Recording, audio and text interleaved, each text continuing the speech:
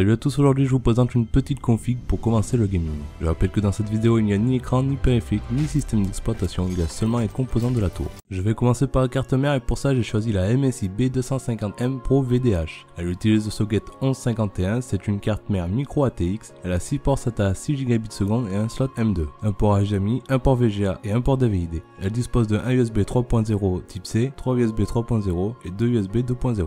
Le circuit audio dispose de LED blanche, vous pouvez mettre jusqu'à 64 Go de RAM et elle est disponible au prix de 87,80 €. Pour aller avec cette carte mère, j'ai choisi l'Intel Core i3 7100 qui est un processeur de la 7ème génération. Il utilise le socket 1151 et c'est un dual core, c'est-à-dire qu'il dispose de 2 cœurs. Ce processeur prend en charge la DDR4, il est compatible avec la 4K et les vidéos en 360° grâce à son chipset graphique Intel HD Graphics 630. Il a une fréquence de 3,9 GHz, il consomme peu en énergie. Ici le ventirad est fourni avec mais je vous conseille de le changer pour un plus performant. Il est disponible au prix de 132,90 €. Pour la mémoire RAM, j'ai choisi de prendre 2 barrettes de 4 Go de DDR4 HyperX Fluid pour un total de 8 Go. Faut toujours préférer le dual ou le quad channel qui permettra de traiter plus de données en même temps, ici ce sera du dual channel. C'est des barrettes de DDR4 en 2400 MHz, elles disposent de dissipateurs thermiques, elles sont garanties à vie, et elles sont disponibles au prix de 86,80 €. Pour la carte graphique, j'ai choisi de partir sur la GTX 1050 Ti Gaming X 4 Go de chez MSI. Elle est équipée de la technologie Zero Force, arrêtant les ventilateurs lorsque le CPU est en dessous de 60°. Des LED RGB sont intégrés dans la carte, elle dispose de un DisplayPort, un HDMI et un DVI-D. Elle est disponible au prix de 183,90 €. Pour le disque dur, j'ai choisi le Western Digital Caviar Blue de 1 Tera. Il est disponible au prix de 56,90 €. Pour faire tourner cette config, j'ai choisi la VS450 de chez Corsair. C'est une alimentation de 450 watts, elle est certifiée 80+, le ventilateur de 120 mm est silencieux et thermorégulé. Elle dispose de multiples systèmes de protection intégrés, c'est une alimentation non modulaire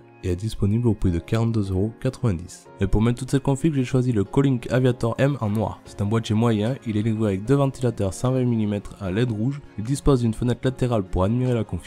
Sur le haut du boîtier, vous retrouvez un USB 3.0, un port USB 2.0, port micro, port casque, le bouton de démarrage et de reset. Elle peut accueillir des cartes graphiques jusqu'à 32 cm de long, des ventirades jusqu'à 17 cm. Vous aurez deux emplacements pour le disque dur de 2,5 pouces et deux emplacements pour le disque dur de 3,5 pouces. Elle est disponible au prix de 26,90 €. Ce qui nous fait un total de 618 € pour une petite config pour se lancer dans le gaming. Cette config est faite pour les personnes qui veulent se lancer dans le gaming avec une config à bas prix. Vous pourrez jouer au jeu du moment mais peut-être pas avec les réglages graphiques à fond suivant les jeux. Si vous avez aimé la vidéo, n'hésitez pas à liker, partager et à vous abonner. Je vous dis à bientôt pour une prochaine vidéo. Ciao!